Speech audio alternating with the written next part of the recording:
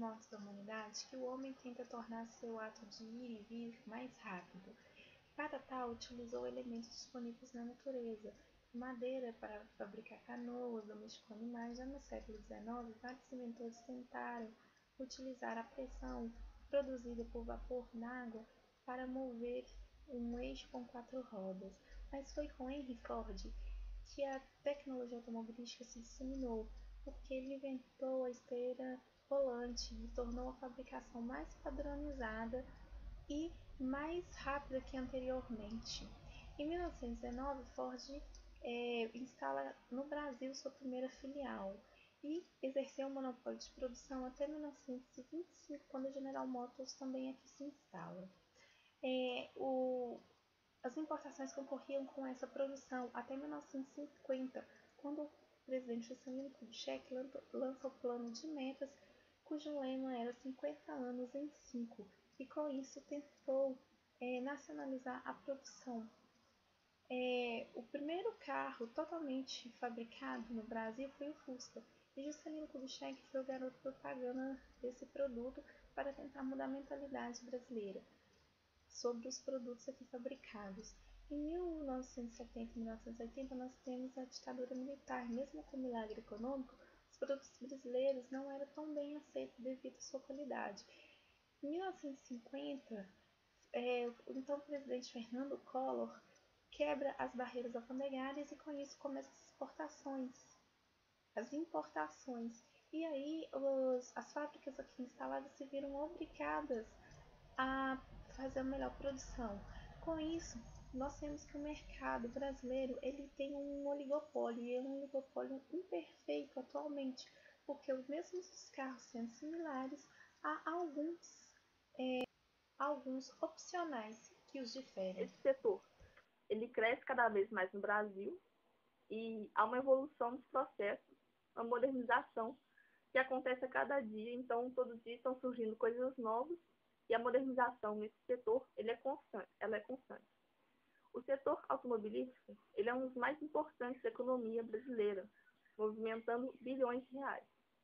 Ele passa por crise, mas se recupera e tem um mercado promissor no Brasil. As indústrias automobilísticas, elas evoluíram tanto nos seus processos como os produtos, os carros têm evoluído cada vez mais, né, e tem uma preocupação maior com o meio ambiente. Os materiais usados pela indústria automobilística têm mudado e hoje procura-se carros que atendam a população, que sejam mais leves, às vezes mais econômicos. Então, hoje, as indústrias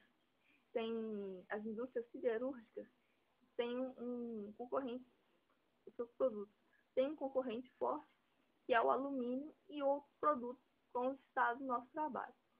Também, nós citamos no nosso trabalho o texto de Júlio César, onde ele fala que as indústrias automobilísticas em si ainda não tinham equipamentos. E quem começou a usar os robôs, os computadores dentro das fábricas, foram os fornecedores, foram indústrias próximas à indústria automobilística, e depois esses equipamentos foram introduzidos à indústria automobilística. Então, hoje, nós podemos observar que os carros, né, produzem muito mais, hoje a produção é muito maior, os carros evoluíram muito, né, em questão de melhorias e modernização, e nós temos, além de carros modernos, procura-se produzir carros que não afetem o meio ambiente e que produtos, né, que realmente atendam às demandas da sociedade. E o setor automobilístico ele tem mercado promissor no Brasil e influencia em outros setores também, e ele cresceu e continua crescendo cada vez mais. Hoje nós temos uma melhora nos processos devido às teorias na economia, teorias da administração, e o setor automobilístico tende a crescer cada vez mais.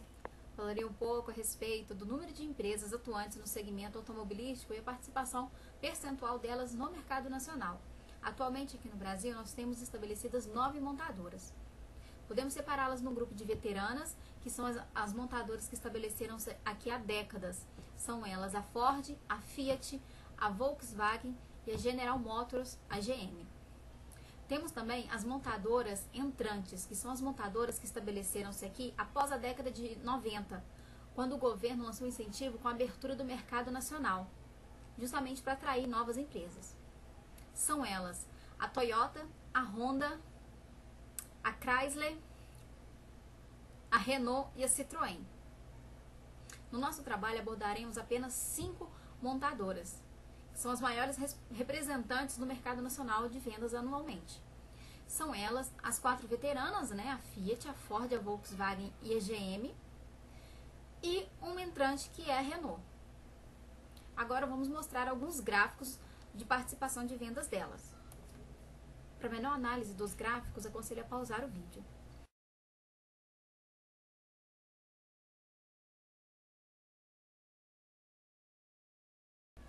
O gráfico representa o total de vendas no Brasil no ano de 2003 a 2012.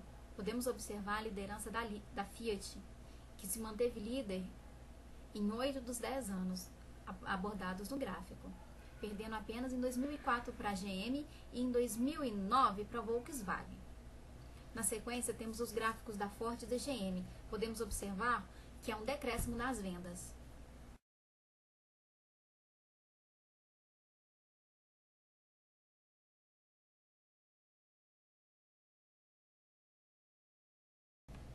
A Fiat e a Volkswagen manteram uma discreta variação no seu percentual de vendas. A Fiat, por exemplo, nesse período de 10 anos, manteve uma variação de até menos de 4 pontos percentuais.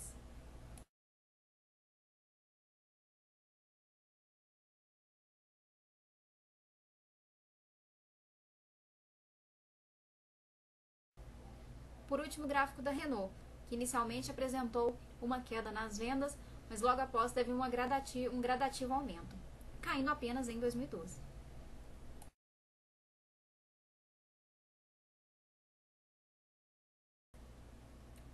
Lembrando apenas que os dados utilizados e as montadoras são de veículos leves.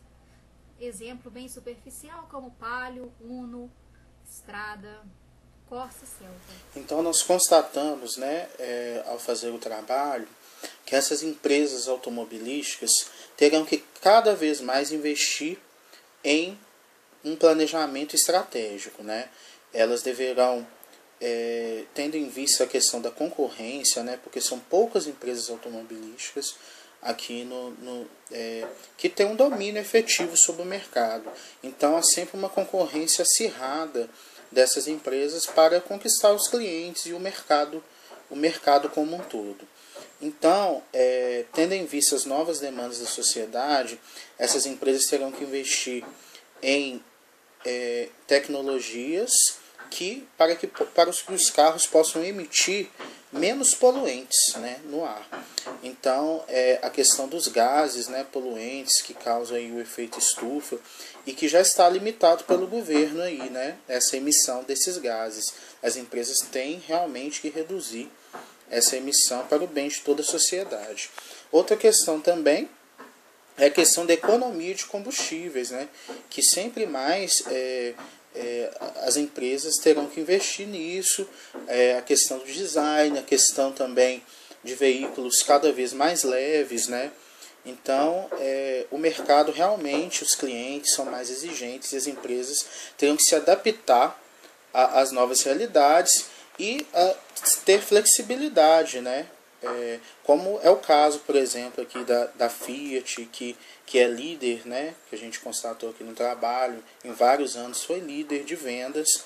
Ela realmente se adaptou à realidade brasileira, né?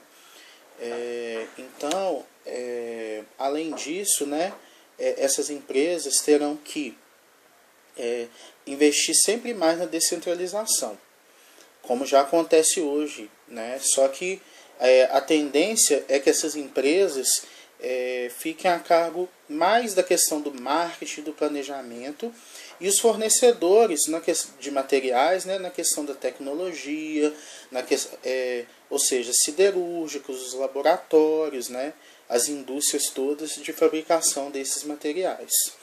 Sabendo que essas empresas têm uma importância muito grande para a economia do nosso país, é necessário que o governo invista sempre mais nessas empresas, né? Para citar um caso recente, o governo teve a questão da redução do IPI, que foi uma coisa muito importante, né? Que fomentou aí a economia do nosso país como um todo, né? Então, assim, essas empresas, elas além, né, de gerarem por si só a economia, elas fomentam outros setores, como a siderurgia, por exemplo, os laboratórios todos, né? Então, é muito importante que o governo invista mesmo para o bem do nosso próprio país, né?